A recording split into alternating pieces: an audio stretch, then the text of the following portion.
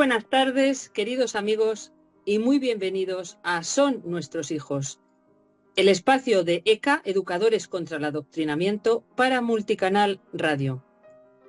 Me acompañan, como ya es habitual, Beatriz Montes, María Fernanda Gredano y hoy se incorpora Irene Los Santos.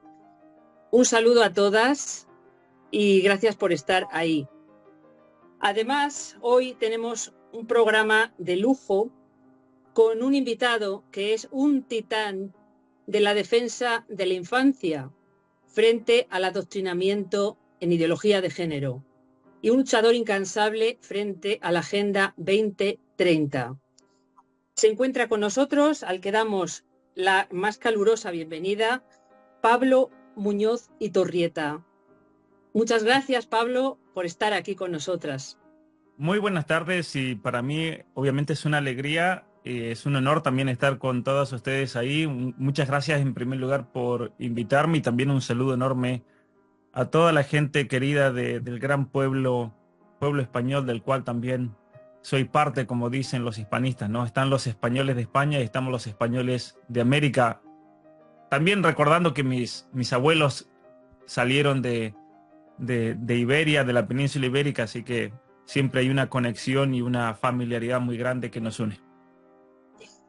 Tenemos que hablar de Pablo, pero bueno, los conoceréis, seguro muchos de vosotros lo conoceréis y sabéis quién es, habéis leído sus libros, pero aún así, para si alguien todavía está despistado, vamos a deciros que es licenciado en Filosofía Política y tiene el doctorado en Filosofía Política y Legal, es máster en Psicología Filosófica, así como estudios en Filosofía, Teología y las Humanidades, idiomas clásicos y modernos. Premio Charles Taylor en Canadá 2018. Ha dado conferencias, ha presentado libros y artículos de investigación en más de 90 ciudades, como de Canadá, Estados Unidos, México, Argentina, Colombia, Costa Rica, Panamá, Perú, Ecuador, etcétera, etcétera, etcétera. También ha dado conferencias en infinidad de universidades, como Cambridge en Inglaterra, la Universidad Dominicana en Canadá o la Universidad Cervantes en Colombia, entre otras. Miembro de la Asociación Filosófica Americana, la Asociación Filosófica Canadiense y la Asociación de Derecho Internacional de Quebec. Ha publicado libros con títulos como Las mentiras que os cuentan, las verdades que os ocultan, o Atrapado en el cuerpo equivocado, la ideología de género frente a la ciencia y la filosofía, Apaga el celular y enciende tu cerebro, o, por ejemplo, el significado de la libertad religiosa en la plaza pública secular. También ha colaborado en varios capítulos de libros y ha publicado numerosos artículos y reseñas de libros en revistas científicas. Hace 2 años, Pablo, publicaste un libro, como decimos, titulado Las mentiras que os cuentan, las verdades que os ocultan. En él nos explicas que tratan de resetear la mente infantil, la mente de los niños. Haznos un pequeño resumen tratando de convencer a nuestros oyentes por qué deberían tener este libro en sus bibliotecas y su relación con la Agenda 2030. Bueno, en primer lugar, muchas gracias. Hay un libro anterior, y ahí se va a entender el porqué de este otro libro, pero hay un libro que escribí y publiqué en el año 2018 llamado Atrapado en el cuerpo equivocado, la ideología de género frente a la ciencia y la filosofía. Y en ese libro hablo, obviamente, en primer lugar, de qué es la ideología de género, cómo surge del ámbito pseudo-filosófico de una corriente llamada el posmodernismo, con toda la corriente de la teoría queer, del feminismo de género, que busca deconstruir la noción misma de persona y la noción misma del hecho de ser seres humanos y ser hombres y mujeres.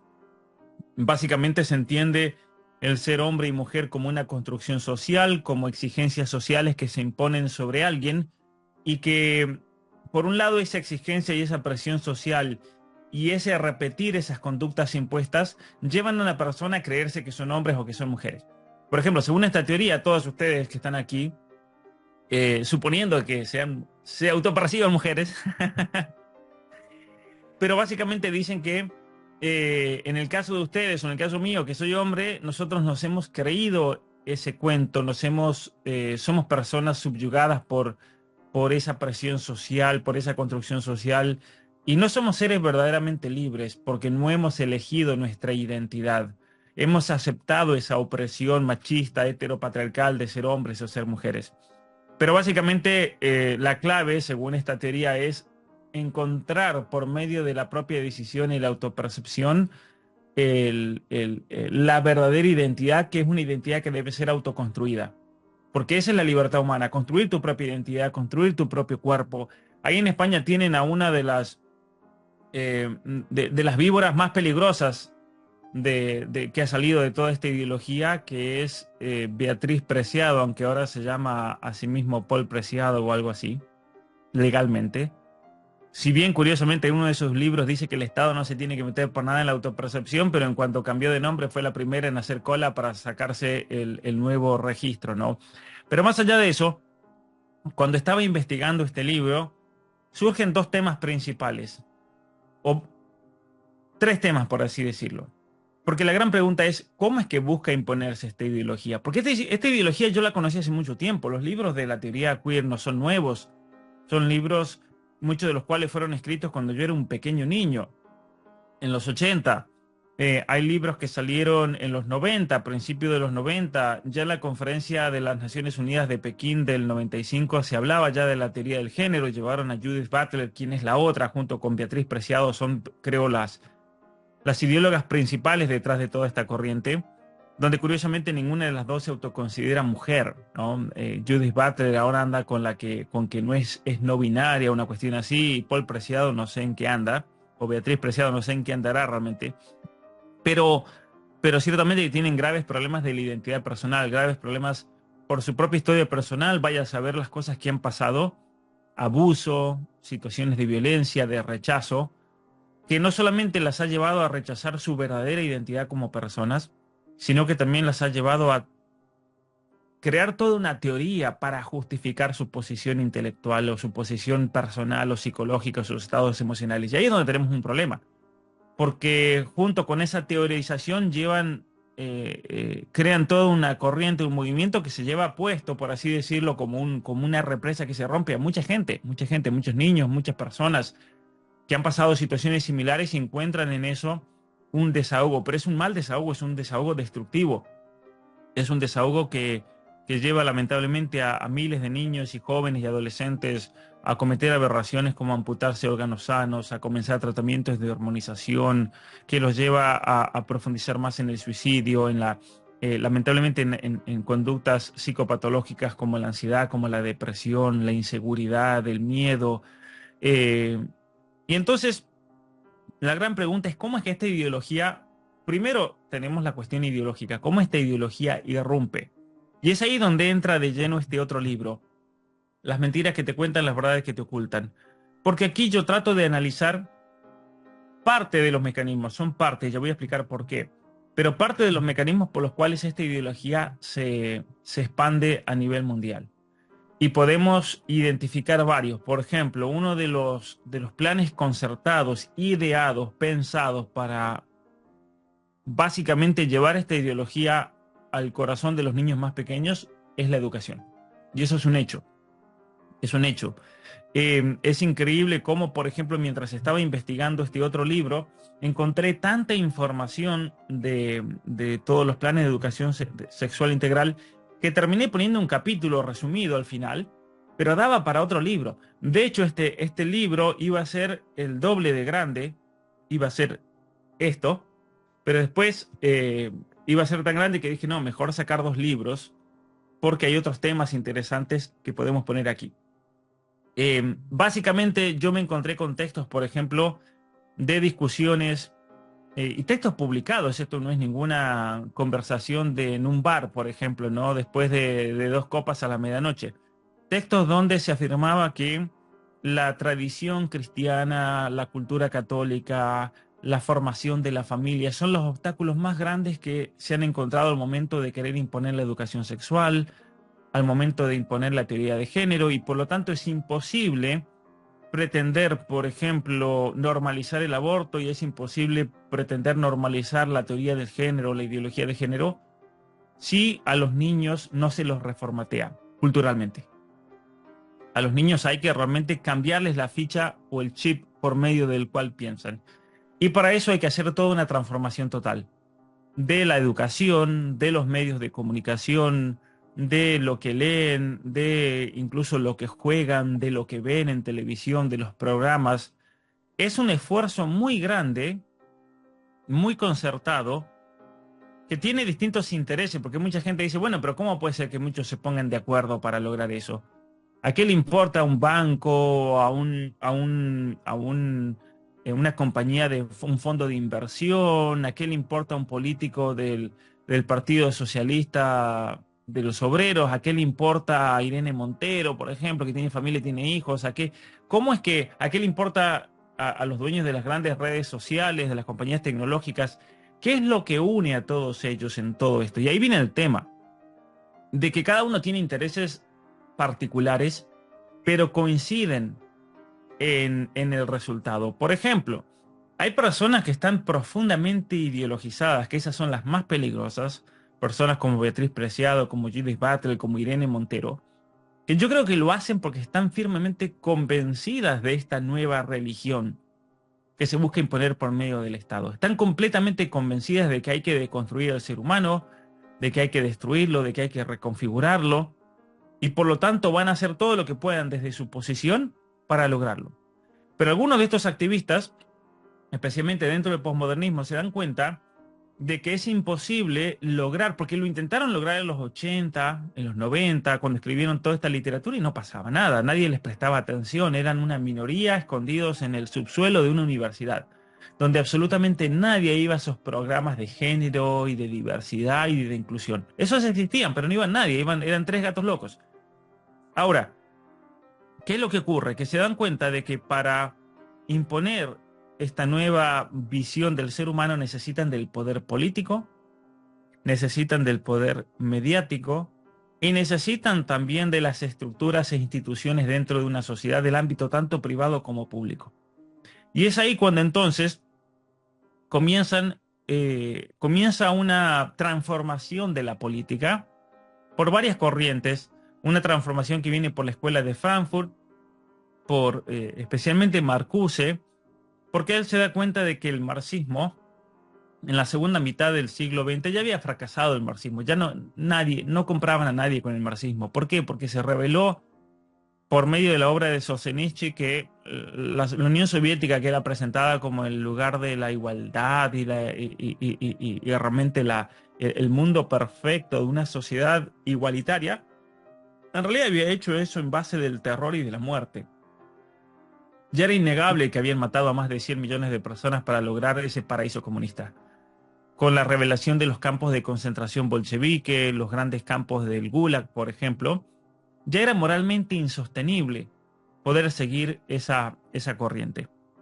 En segundo lugar, porque los trabajadores del mundo entero estaban viviendo relativamente bien. En gran parte gracias a la doctrina social de la Iglesia, en gran parte gracias a que los dueños de compañías se dieron cuenta que si no le pagan bien a sus trabajadores, los trabajadores se iban a ir, o se iban a dar vuelta, o se los ganaban los marxistas. Entonces, ¿cuál era la mejor manera? Hacerlos partícipes de los grandes beneficios. Y entonces sube impresionantemente el nivel económico de la gente, especialmente en países como Estados Unidos, como Canadá, como Inglaterra, como Alemania, donde estos países industrializados comienzan a hacer sentir en la población en general el fruto de su trabajo.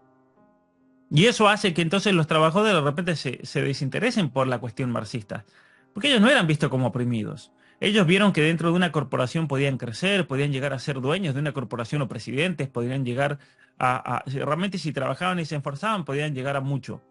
Y entonces se acabó esa gran mentira. Por ejemplo, es interesante cómo en los Estados Unidos hace poco tuvimos un candidato en la interna republicana, que es una persona muy formada, muy inteligente y con un poder de la palabra muy potente realmente, que es Vivek Ramaswamy. Vivek Ramaswamy, él es originario de la India, pero es un caso interesante porque su familia vino del norte de la India, llegó a los Estados Unidos, el papá llegó a trabajar en una fábrica y su hijo, primera generación, es un billonario, es una persona que por medio del esfuerzo de su familia, de los valores, hay un libro donde él lo cuenta, él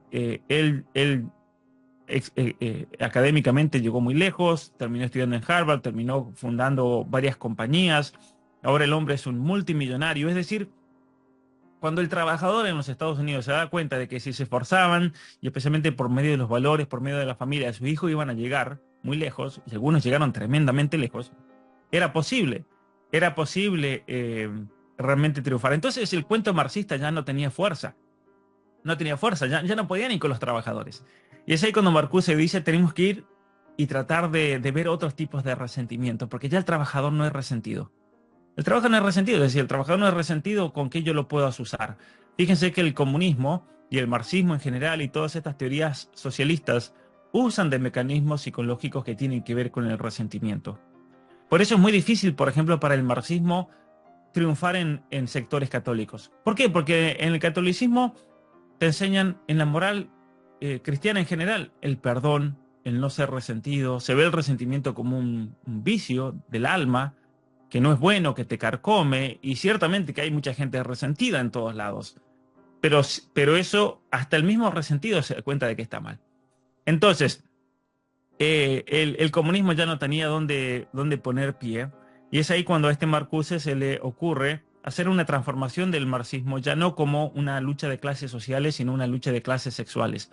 Los oprimidos de ahora, los resentidos, eran los homosexuales, los transexuales, los travestis, las trabajadoras sexuales, esos eran los oprimidos. Y entonces él dice, hay que politizar, así lo dice, hay que politizar las perversiones sexuales. Y lo dice él, el ídolo de la izquierda. El ídolo de la izquierda le está diciendo a ellos que son perversos, son pervertidos. Lo dice él, pero bueno, más allá de eso, se da un cambio entonces en la política por medio en el mundo anglo-germánico, por medio de la Escuela de Frankfurt y Marcuse, que también tiene mucha influencia en el ámbito hispano, pero dentro del ámbito hispanoparlante hay un filósofo argentino que enseñaba en ese momento en Inglaterra, se casa con otra o se junta con otra marxista, Ernesto Laclau, quien comienza a teorizar lo que es la nueva izquierda que debe basarse en el indigenismo, en el género, en la cuestión LGBT, en la liberación homosexual, en todos esos temas. Y entonces, cuando comienza este ideólogo a plantear una nueva política, ahí viene de lleno alguien que es clave en todo esto, que es Fidel Castro. Porque Fidel Castro, cuando cae la Unión Soviética, se da cuenta de que pierde el apoyo principal financiero, económico, político a nivel mundial. Se cae la Unión Soviética y Cuba está a la deriva. Entonces, Cuba, para poder sobrevivir, es un intento de supervivencia. Tiene que armar estructuras políticas para poder sostenerse. Entonces, ¿ustedes saben, por ejemplo, cuál es el aliado número uno de Cuba para poder mantenerse en el poder? Sorpréndenos. España. Madre mía, madre mía. No me extraña, no me extraña. Madre mía. El segundo aliado es Canadá.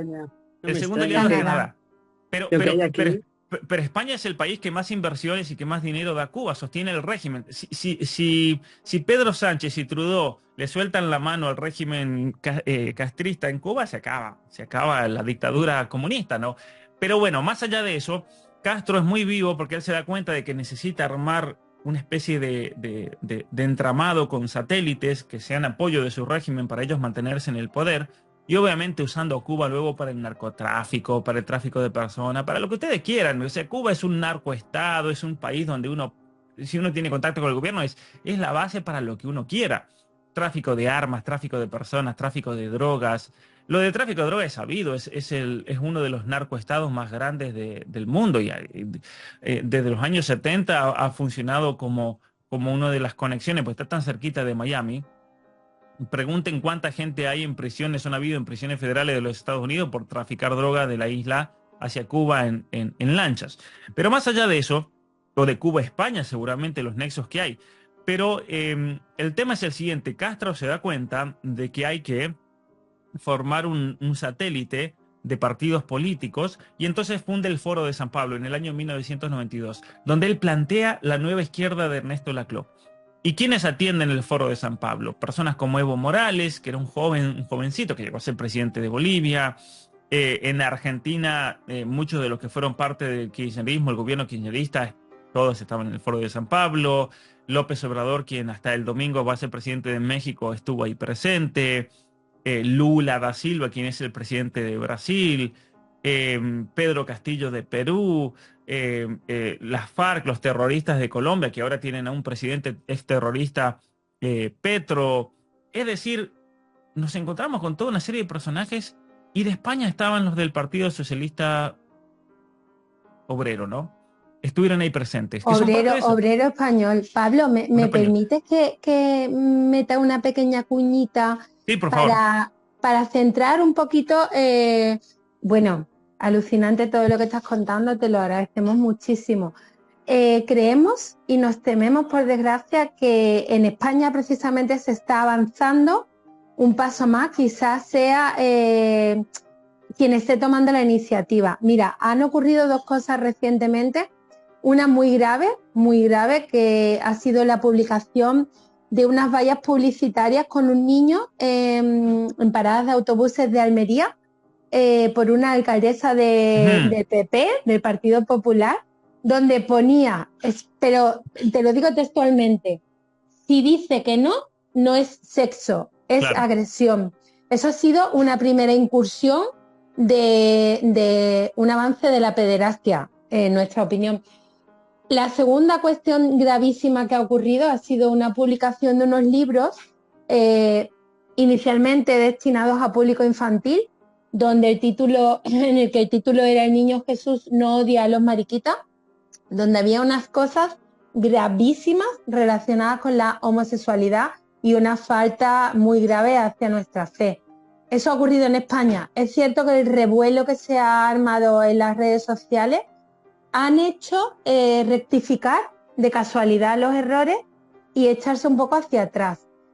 Pero te queremos preguntar, precisamente al hilo de lo que estabas comentando, si precisamente España es quien está avanzando en ese reconocimiento de la pederastia y el atentado tan grave, por supuesto, a nuestra fe y a los propios niños en cuanto a ir haciendo cada vez más normal la homosexualidad. Muchas gracias, Pablo.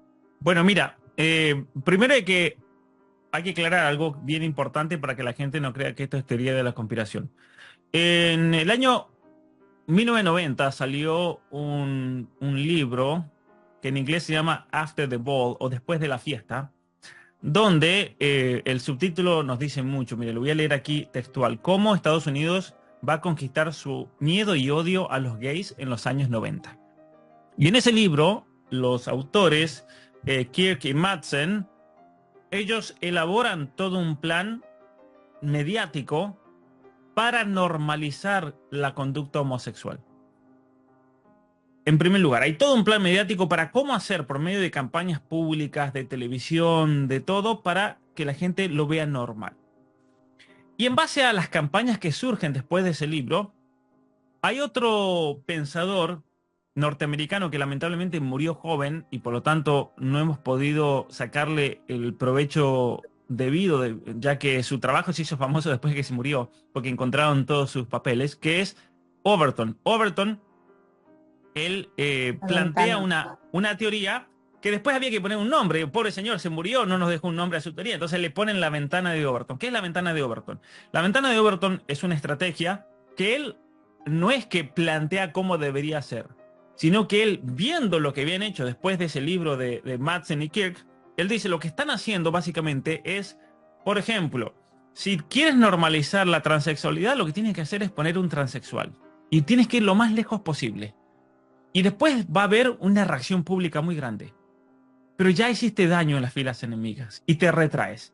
Pero la próxima vez cuando te retraes, en vez de retraerte al punto 0, te retraes al punto 1. Y luego de vuelta te vas hasta el 80 y sacas carteles como esos. Y vas tanteando a la población, vas tanteando la reacción de la población. Porque va a llegar un momento en el que va a ser totalmente normal meter transexuales en programas de televisión, o que un transexual, por ejemplo, reciba un premio a la mejor actriz, como pasó en Cannes, ahora hace, ¿cuánto? 2, 3 días. Vamos a normalizar toda una serie de situaciones.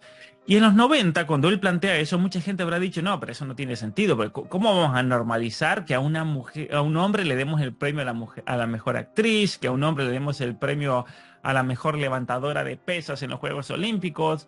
¿Cómo vamos a darle en los Estados Unidos un premio a un muchacho por la mejor nadadora de los Estados Unidos y quitarle el lugar a la mujer? Justo que ahora estamos haciendo campaña para la mujer y la inclusión y todas las demás. Entonces, ciertamente que todas estas campañas están siendo ideadas por gente que sabe lo que hace, que busca normalizar estas cuestiones, porque recordemos, dentro de la literatura, porque existe la literatura, dentro de la literatura feminista de género y el feminismo radical, por ejemplo, de Shulamit Firestone, explícitamente hay un intento por normalizar la pedofilia. De hecho, Shulamit Firestone dice que vamos a llegar a un momento en donde va a ser normal que un niño tenga relaciones con transexuales adultos, donde no haya la familia, donde son todos grupos comunes, donde cada uno tenga relaciones con quien se le dé la gana, incluso los niños con los adultos.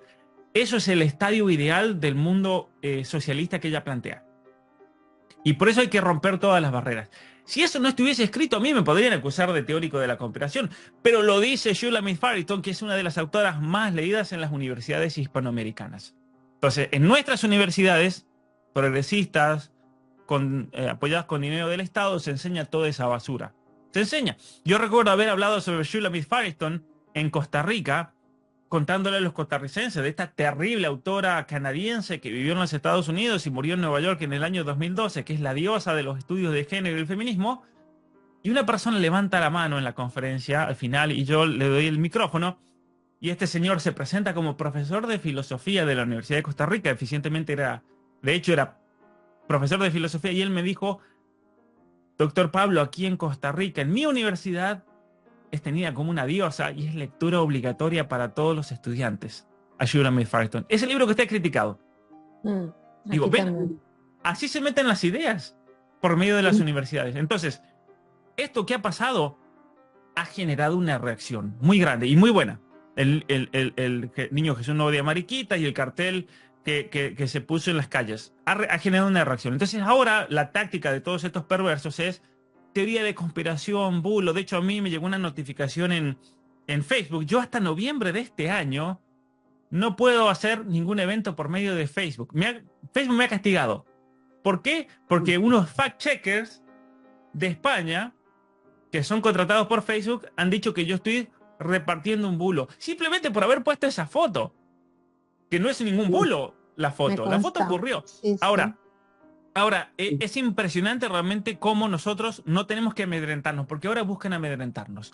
Por ejemplo, veamos el caso del Papa. El Papa dijo: los seminarios están llenos de maricones. Escándalo mundial, el medio progresista. Y el Papa, bueno, él, obviamente que como cualquier ser humano, en cuestiones personales se puede equivocar o no. ¿Y a qué me refiero? No me refiero a que haya dicho eso. Tiene razón el Papa. El que ahora salió a pedir perdón, que capaz que ofendió. No, para la verdad no hay que pedir perdón. Entonces, estratégicamente el Papa capaz que quiere pedir perdón, que pida. Yo no voy a pedir perdón por lo que dije sobre el libro del Niño Jesús o lo que dije de ese cartel, que justamente en mi canal de YouTube hablé de los dos temas. Tengo un video para cada tema. No tenemos que pedir perdón y no tenemos que dar el brazo a torcer. ¿Por qué? Porque con la verdad ni olvido ni perdón. Con la verdad. Esta censura de la que hablas, criminal, la sufrimos todos, ¿no? Así como el influjo, ¿no?, de la ventana, cómo utilizan estrategias, ¿no?, la ventana de Overton y las universidades. Pero nos gustaría saber, además, en concreto, cuando nos referimos a los niños y a los adolescentes, cómo pueden sufrir el influjo de la ideología de género a través de los aparatos, porque en tu último libro, Ujú. Apaga el celular y enciende el cerebro, hablas de esto, ¿no? Hablas de Muy esto. bien. Me gustaría que nos lo contaras para poder, no sé, para que lo oyeran todos los oyentes, que es muy Much- importante proteger a la infancia. Muchas gracias. Entonces, nuevamente, ideología de género en este libro, cómo se usan de mecanismos políticos de las Naciones Unidas, de la educación, para imponer esta nueva ideología en modo de ver la persona. Pero después había otro tema muy importante, que es impresionante cómo hay algo que se llama contagio social dentro de la psicología. ¿Qué es el contagio social? Es algo que está comprobado que hay ciertas conductas psicopatológicas que se contagian. Así como una persona se puede contagiar de una bacteria o un virus porque se junta con otra persona a conversar, comparten. En Argentina tomamos mate, una persona tiene neumonía, toma mate, te da el mate, yo por eso no tomo mate, de otro, te contagias, ¿no? Entonces, hay actitudes y problemas psicopatológicos que se contagian simplemente con el verlo. Por ejemplo, está comprobado que cuando una chica tiene anorexia o bulimia, no se la puede poner en tratamiento con otras chicas que tienen anorexia y bulimia. ¿Saben por qué? Porque cuando comenzaron los tratamientos de anorexia y bulimia, muchos psicólogos en su inocencia y buena intención comenzaron a aplicar métodos parecidos al de 12 pasos para el alcoholismo. Entonces ponían a todas las chicas en un grupo, que cada una cuente su historia, se saque las lágrimas y se reconfortan mutuamente. ¿Y qué descubrieron? Que comienzan a competir entre ellas para ver quién es la más anoréxica. Es mortal ponerlas juntas. Entonces, ustedes nunca van a encontrar clínicas de anorexia y de bulimia donde estén todas juntas. No existe. Hay que aislarlas y separarlas. ¿Por qué? Porque la persona que tiene eso puede enfermar a otras personas. Por eso, en las escuelas es muy común que si una chica a veces se enferma de una cuestión psicopatológica, muchas otras chicas de ese entorno se comienzan a enfermar.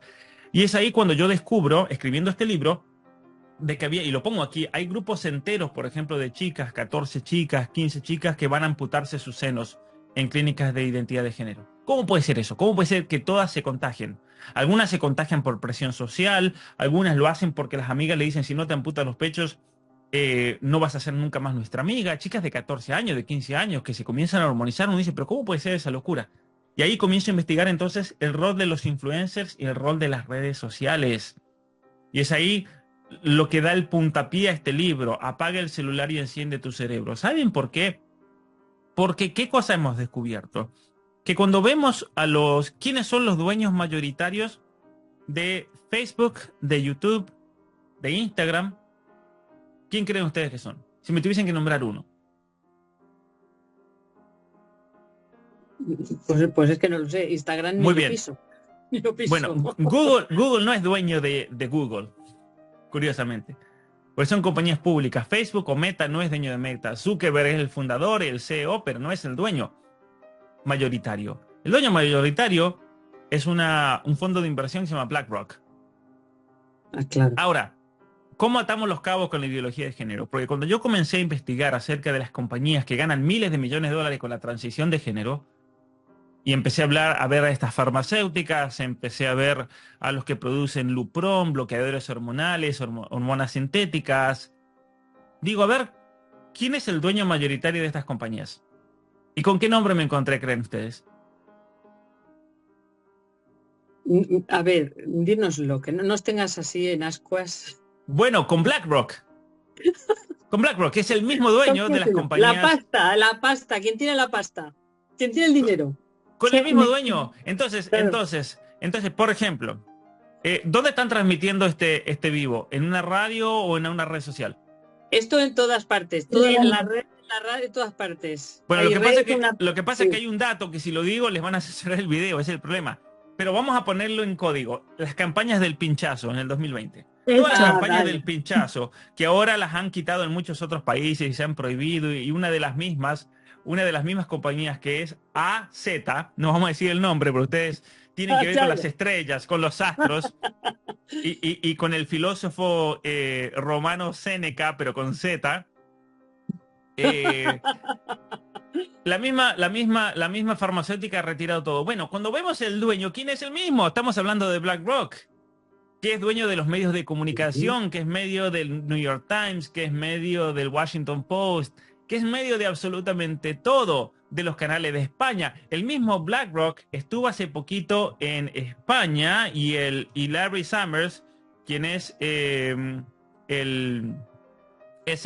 CEO, estuvo en una reunión junto con Pedro Sánchez en enero del año 2024. Y hay una noticia, por ejemplo, que voy a leer. La presión de BlackRock hace que las facturas del gas y la luz, la hipoteca, el precio de la vivienda y los alquileres sean más caros en España. Entonces, si a ustedes les sube el gas y les sube la luz y les sube todo, es porque BlackRock quiere ganar más dinero. Y fueron a presionar a Pedro Sánchez para que aumenten todos los servicios públicos. ¿Por qué? Porque Pedro Sánchez ha sacado deuda gigantesca, ha sacado letras y bonos por el valor de 257.000 millones de dólares en lo que va de 2024. Y tiene que pagarle eso a BlackRock. Y entonces BlackRock viajó a España a exigirle a Pedro Sánchez cómo va a hacer para pagarme el dinero que me debe. Y entonces uno de los planes fue, bueno, aumenten la luz, aumenten el agua, aumenten el gas. Total, los españoles sí o sí tienen que pagar eso y no se van a dar cuenta. O sea, nos están tomando por tontos a todos nosotros.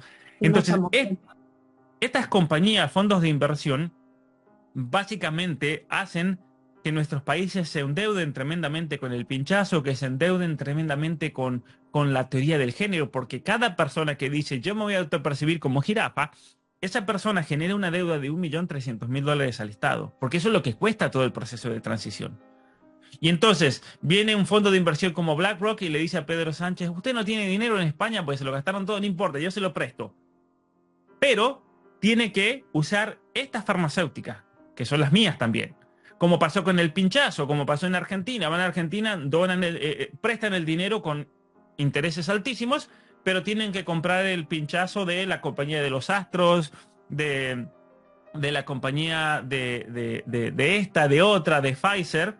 Y entonces es un negocio redondo. Es un negocio redondo porque estos fondos de inversión ganan cuando prestan el dinero que después se lo devuelven, y ese mismo dinero es una estafa, y ese mismo dinero vuelve de vuelta al fondo de inversión porque le compran su propio producto. Es como decir, a ustedes 3, 4 les voy a prestar 20.000 euros a cada una, pero esos 20.000 euros vienen con un interés del 20%, me lo tienen que devolver a los 20.000 euros, pero aparte esos 20.000 euros lo tienen que usar sí o sí para donármelo a mí. Nada más.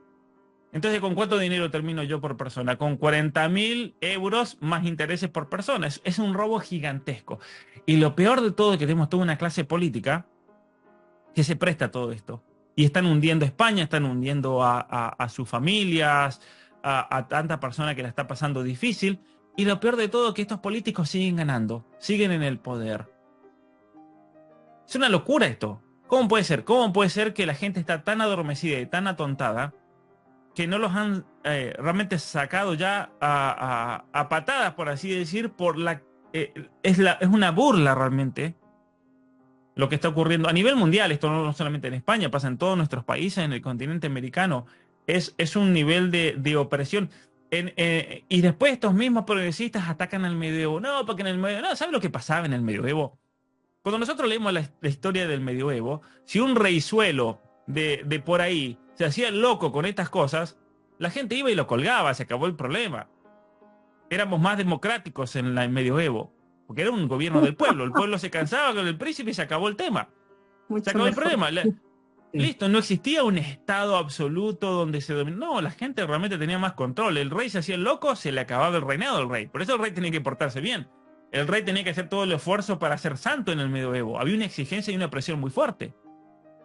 Hoy en día parece que entre Irene Montero y muchos del Partido Socialista Obrero Español se pelean por ver quién es el más corrupto, el más perverso, el más progre, y los del PP peor todavía, están todos ahí. Todos tienen miedo de verse, no, porque nos van a acusar de fascistas.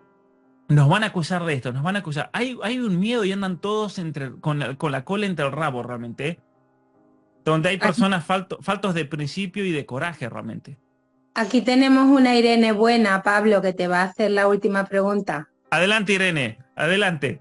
Hola, Pablo, ¿qué tal? Muy buenas tardes, Irene. Irene, muchas gracias por la invitación también para estar en este programa.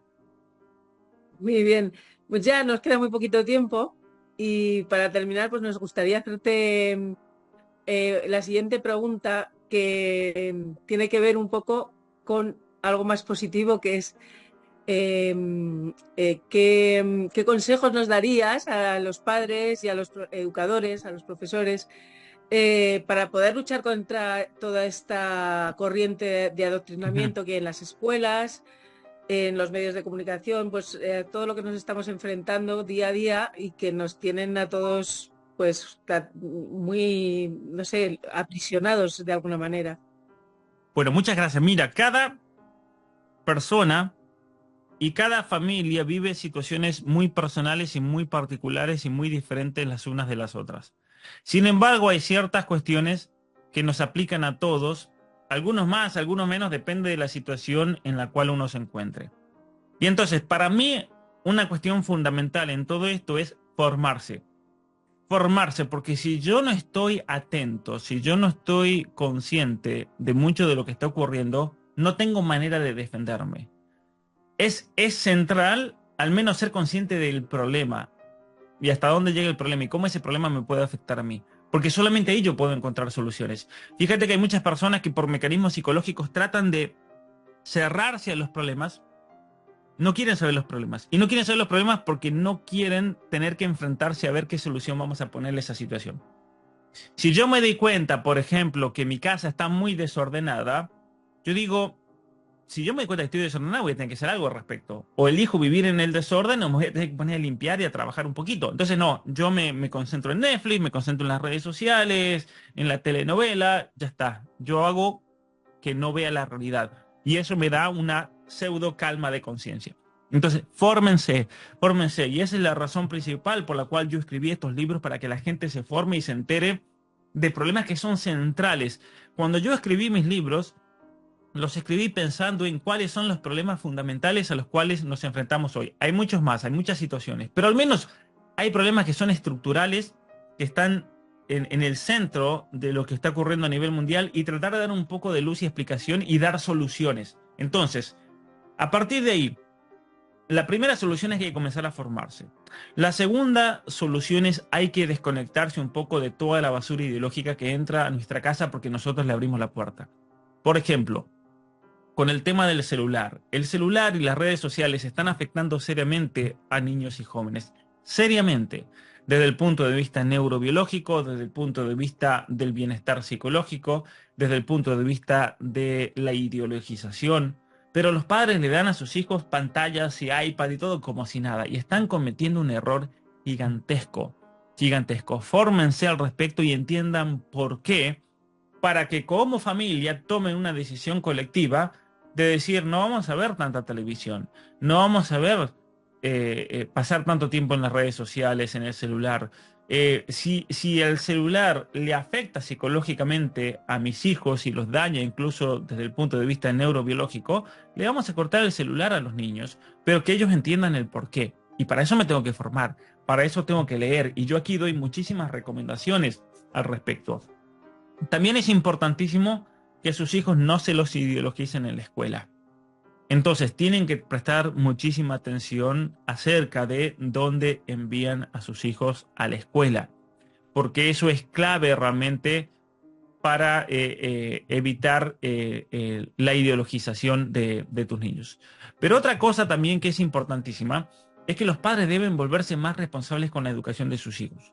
Porque sale muy barato atacar a los docentes, atacar el sistema educativo, cuando en definitiva quienes tienen la última responsabilidad de educar a los niños son los papás. Son los papás. Y si los papás realmente no se esfuerzan, si los papás no ponen ese esfuerzo, si los papás no realmente se comprometen en educar y formar a sus hijos y de hacer que lean especialmente, que es lo que más desarrolla cognitivamente un niño, es imposible que salgamos adelante en esta situación. Entonces, si tuviésemos que resumirlo en 2 palabras, es responsabilidad. Tenemos que ser más responsables con lo que nos tocan a cada uno. Y en segundo lugar, el salir de la superficialidad. ¿Por qué? Porque el gran problema en el mundo hispano, y aquí incluyo a España, pero incluyo a todos los países de México hasta de Argentina y Chile, es que hay un nivel de superficialidad muy grande, no hay magnanimidad, hay un nivel de pusilanimidad muy grande, de hacer solamente lo necesario y ya está, de no esforzarse, de no ir más allá. Y ese no es el espíritu del español. El espíritu verdadero del español, del hombre y la mujer española, es un espíritu de conquista. Es un espíritu aguerrido, es un espíritu de lucha, es un espíritu de ir más allá, el duc in altum, el plus ultra, ¿no? Ese dicho que tenían los reyes católicos españoles.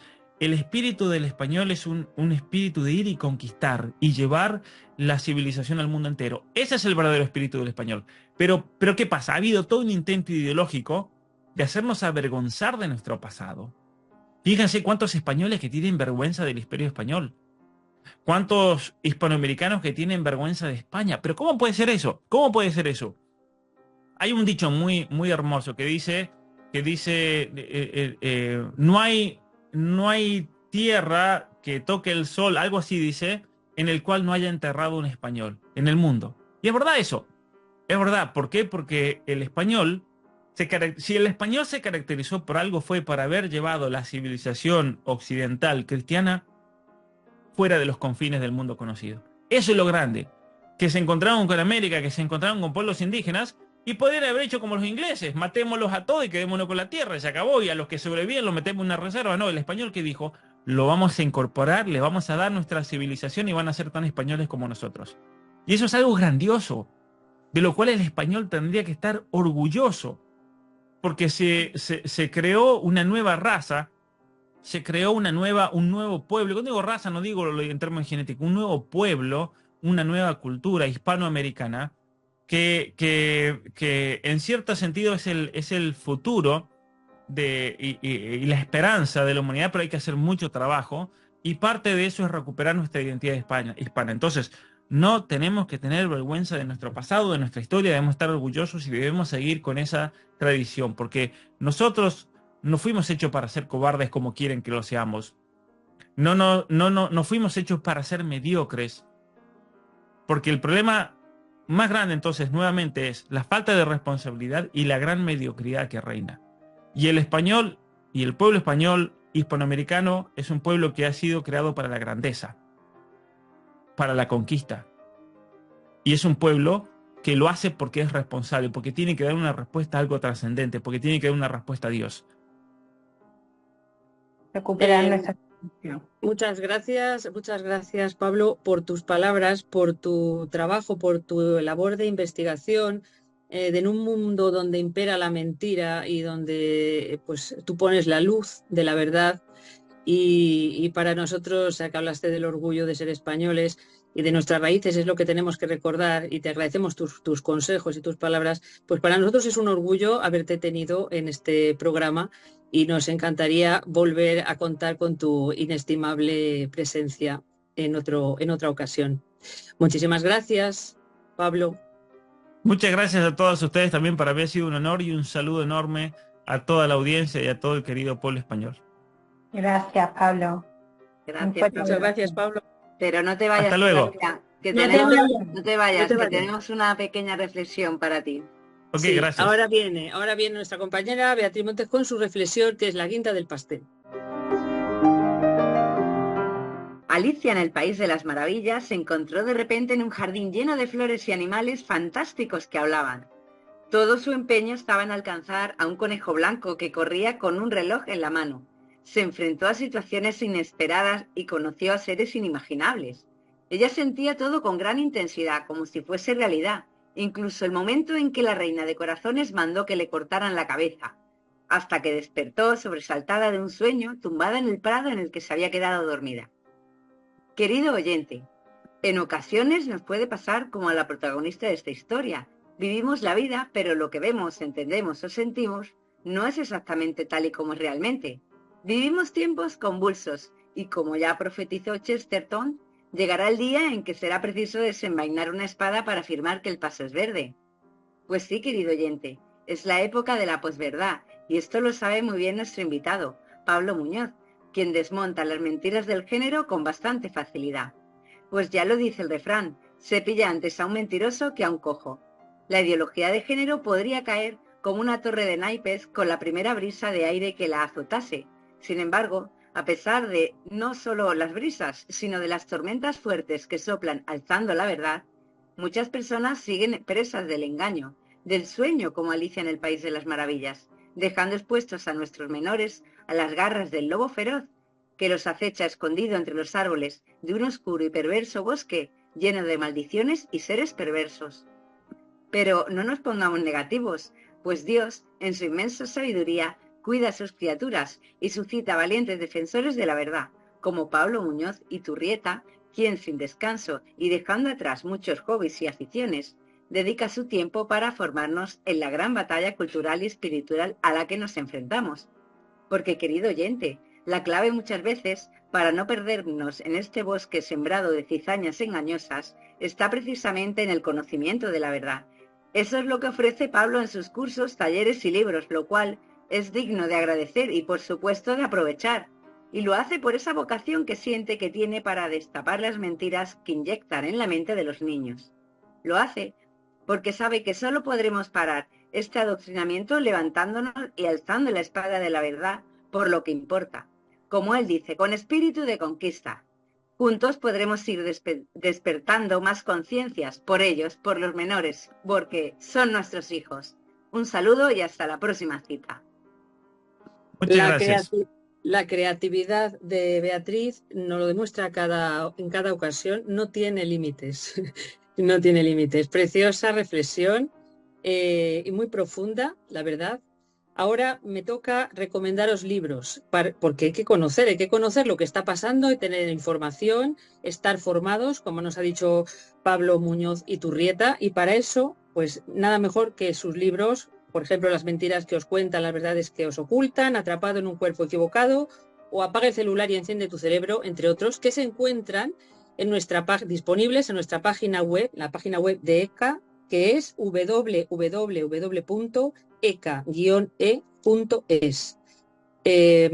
También estamos en redes sociales, en YouTube, en iVoox, y nuestra web www.contraadoctrinamiento@gmail.es.